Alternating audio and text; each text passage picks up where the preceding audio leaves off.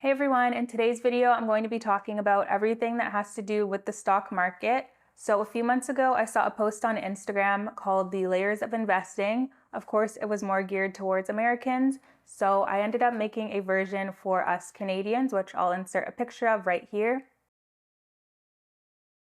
So in this video, I pretty much just want to go over things like what is a brokerage, what are the investment accounts available to us Canadians, and then a little bit about funds and different stocks. Okay, so starting off with brokerages, there's a number of brokerages available to us Canadians. So starting with the big banks, TD has one, it's called TD Direct Investing. RBC has one, I believe that's also called RBC Direct Investing. I know CIBC has one, Scotiabank has one. Pretty much all of the major banks do have an investing platform. So basically, the brokerage is the one that's responsible for conducting your buying and selling transactions. So for example, if I went into my Questrade account and I wanted to buy a few shares of Apple, Questrade would take care of all of the behind the scenes stuff with the stock market. When you're looking to choose a brokerage to invest your money with, it's important to compare them. All of them have different fees and commission structures. And of course, if you're spending a lot of money on fees and commissions, that's going to eat into your overall profits. So you want to do a nice comparison. So like I said, there's so many brokerages to choose from in Canada. The most important thing is to make sure that the brokerage is registered with IROC, which stands for Industry Regulatory Organization of Canada. That makes sure that they are legally able to act as a brokerage for you in Canada. To determine if a brokerage is registered on there, you can go to the IROC website, which is iiroc.ca, and then on there you can do a search for whichever brokerage you're considering. Okay, so another thing that you want to consider before you start investing is, do you want to do it yourself investing or do you want managed investing? So do it yourself investing is where you'll go in, you'll pick your stocks, ETFs, everything individually by yourself, and you don't get professional guidance. Managed investing, there's different types. So of course there's managed investing at the bank where you might be offered mutual funds and they'll help you go over different things, determine your risk level, all of that.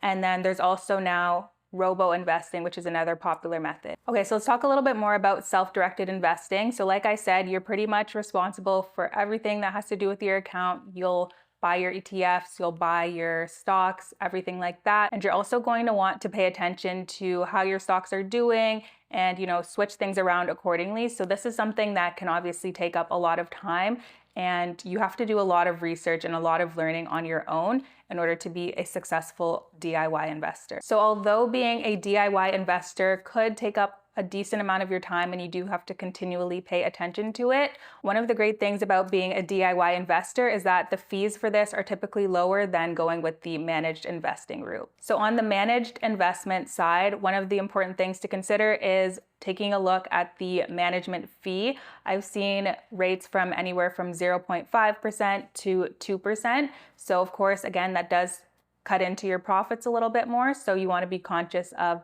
the management rate for whichever managed investment you choose. So although managed investing may cost you a little bit more compared to DIY investing, there are different benefits to it. So first, you get financial planning and advice. So most of the time you'll be able to sit down with someone and they'll help you determine which account is the best for your needs, which account will help you get to your goals the fastest, everything like that, which we don't necessarily get on the DIY investing side. We have to figure that out ourselves. Another great benefit to using managed investing is the fact that a lot of the times your portfolio will rebalance itself. So like I said, on the DIY side, we have to go in and manually do everything, whereas on the managed side, things will get readjusted and rebalanced for you accordingly as per whatever the market throws at us. That's also great because it takes a lot less time. You pretty much just deposit your money and you can go sleep sound knowing that your money is somewhat safe. Okay, let's get into the different investment accounts that are available for us Canadians. So there's the tax-free savings account, also known as the TFSA.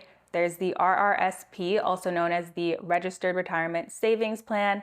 There's the RESP, Registered Education Savings Plan. And then there's the RRIF, which is the Registered Retirement Income Fund. And lastly, there is the RDSP, which is the Registered Disability Savings Plan.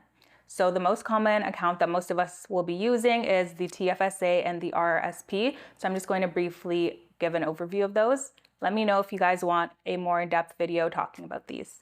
So starting with the RRSP, which again is the Registered Retirement Savings Plan, this is a registered account and the taxes are tax deferred. So pretty much, let's say you invest $10,000 into your RRSP and you made $70,000 this year. So $70,000 minus the $10,000 means that you're only going to get taxed on the $60,000 you made, and that 10% that you're putting towards your RRSP won't be taxed. So the purpose of the account is to save for retirement. It's in the name. So some of the advantages of using an RRSP is that you have tax deferred growth. So like I just mentioned, you don't get taxed on the $10,000 that you're putting into it this year. However, in the future, which this account is made for retirement, so let's say when you're 65, you start to withdraw, then you will be taxed on your withdrawals. Another advantage of this account is, of course, it helps you to reduce your taxable income. So like I was saying, if you make $70,000, you put $10,000 in, you're only going to get taxed on your $60,000 that you actually made that year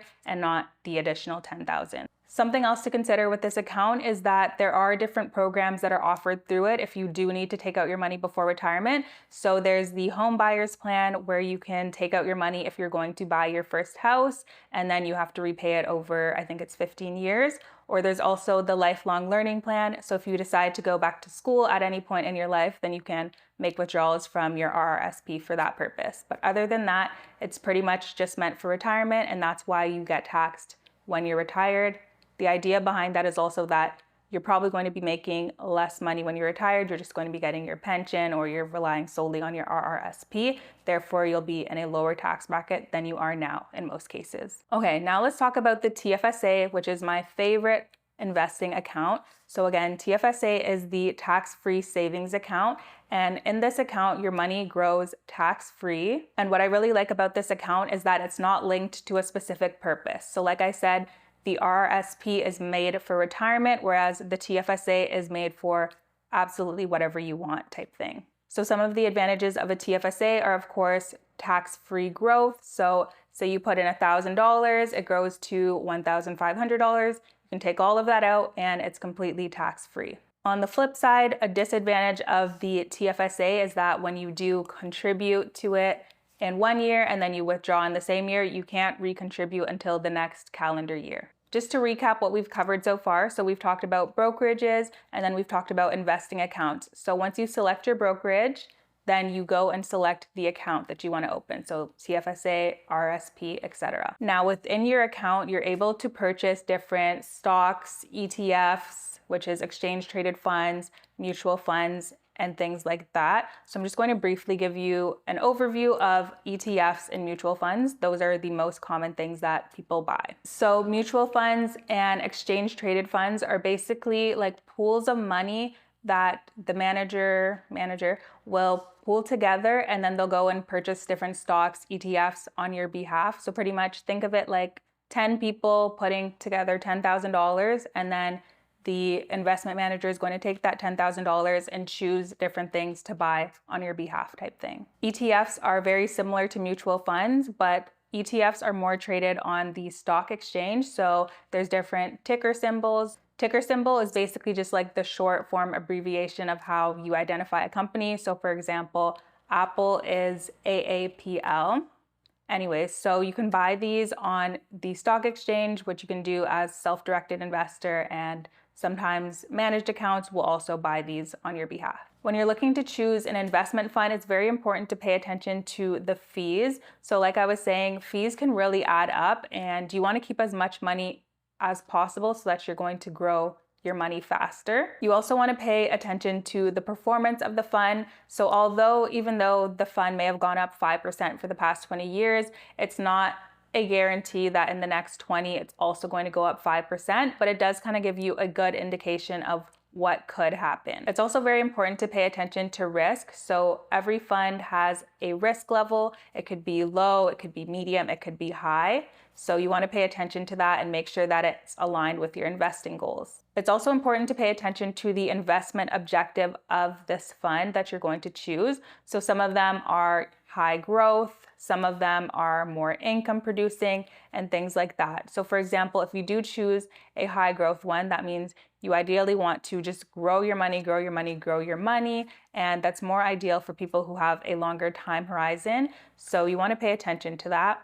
Some people like to purchase mutual funds and ETFs that are focused on paying out income. That way they can use that income to supplement their day-to-day life. Lastly, of course, you can buy individual stocks. So let's go with the Apple example again. So I could go and buy a share of Apple, which that pretty much just means that I would own a very tiny piece of Apple as a company. Stocks do carry a higher risk compared to ETFs and mutual funds. So you do want to pay attention to everything that has to do with the company, like research the CEO, look at their financial statements, and just figure out the overall health of the company before investing in them. So individual stocks do give you a higher potential of a greater return compared to ETFs or mutual funds, but they're also very risky.